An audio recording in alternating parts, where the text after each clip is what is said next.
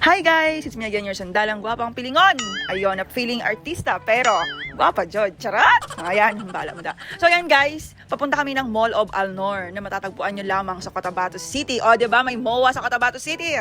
So ayan, kasama ko yung aming mga kasambahay. O, ayan, lahat sila yung buong tao sa bahay. O, diba? Pati yung aking mga sister-in-law, kasama ko para manood ng sine. And of course, ang mga bata. Kasi everyday, may playhouse pag andyan si Tita Ganda na overload na di ay ang elevator. O di ba guys? Ang dami namin ganyan kami pag lumakad. Chares. Guys, talagang tuwang-tuwa ang mga bata pag andyan ako sa bahay. Kasi talagang everyday happy. O di ba? Kasi talaga ako yung tipo ng tao na hindi naman sa sobrang laagan, pero talagang gusto ko mag-enjoy ang lahat ng tao sa bahay. O di ba? At dahil na bored si Madam, lahat sila niyaya ko na manood ng sine. Dahil gusto kong panoorin yung movie guys na Until Dawn, yung horror movie na yun. Oh my God! Gusto ko yung medyo scary, o di ba? Para happy.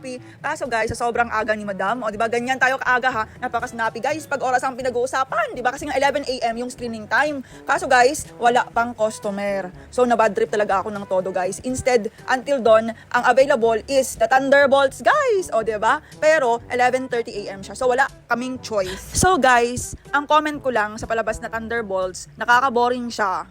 Nakatulog talaga ako guys. Alam nyo ba, sabi ko, hay na lang. Sa bahay na lang tani ko, no? At nag-Netflix na lang ako. Pero, syempre, since naandyan na kami, so go rebels na lang tayo. So, ayan guys, yung mga bata, iniwan namin sa playhouse kasama yung aming mga kasambahay. And then kami, bumaba at nag-grocery para sa food. Agoy, mare, naunsa naman ka. Charot. So, ayan guys, o diba? Kasama ko sila, yan, yung aking mga kapatid and sister-in-law, o diba talagang lahat sila nakabuntot sa akin. Grabe ang akong mga security, charot, o diba? Hi Mare, guwapa kayong ako Mare, ay.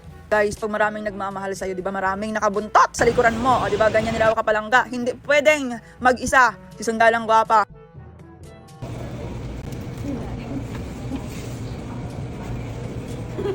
Sandalang guwapa, ito yan? Yes?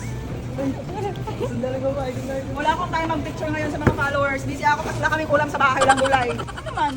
Ang daming super crunch, pero ito ang gusto ko. Ako na una. Ano ka ba, Mare? Lahat na lang meron ako, kinukuha mo. Sige Mare, Mother's Day. Isa na sa'yo na lang, super crunch.